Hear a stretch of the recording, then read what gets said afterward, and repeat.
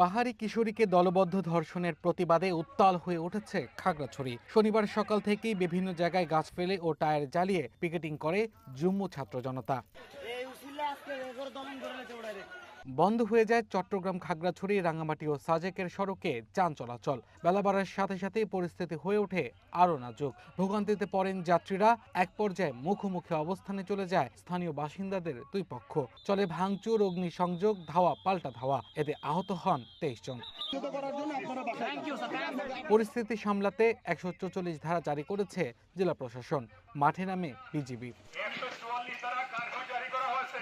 বিক্ষোভকারীরা বলছেন, আজ পাহাড় সমতল কোথাও নারীরা নিরাপদ নয়। মঙ্গলবারের ঘটনায় এখন পর্যন্ত একজন গ্রেপ্তার হলেও 2 আসামি এখনো ধরাছোঁয়ার বাইরে।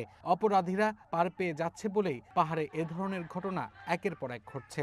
আমাদের দাবি হলো প্রশাসনের প্রতি যে যত দ্রুত পারেন দর্শকদের ধরেন, দৃষ্টান্তমূলক শাস্তি দেন। এদিকে অবরোধের কারণে সাজেক ভ্যালি থেকে বের হতে পারেনি হাজারো পর্যটক। খাগড়াছড়ি শহরেও অনেকে আটকা পড়েছেন। ব্রাহ্মণবাড়িয়া থেকে এসেছি সাজেকের উদ্দেশ্যে, এসে দেখি এই অবস্থা।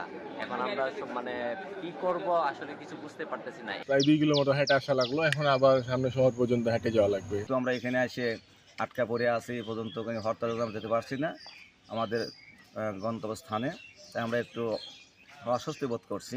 খাগড়াছড়ি সদরের সিঙ্গিনালা এলাকায় গত মঙ্গলবার সন্ধ্যায় প্রাইভেট পড়ে ফেরার পথে ওই কিশোরীকে দলবদ্ধ ধর্ষণের অভিযোগ ওঠে। পরে অচেতন অবস্থায় একটি ক্ষেত থেকে তাকে উদ্ধার করেন স্বজনেরা। এ ঘটনায় জড়িত থাকার অভিযোগে সয়নশীল নামে একজনকে গ্রেপ্তার করে পুলিশ।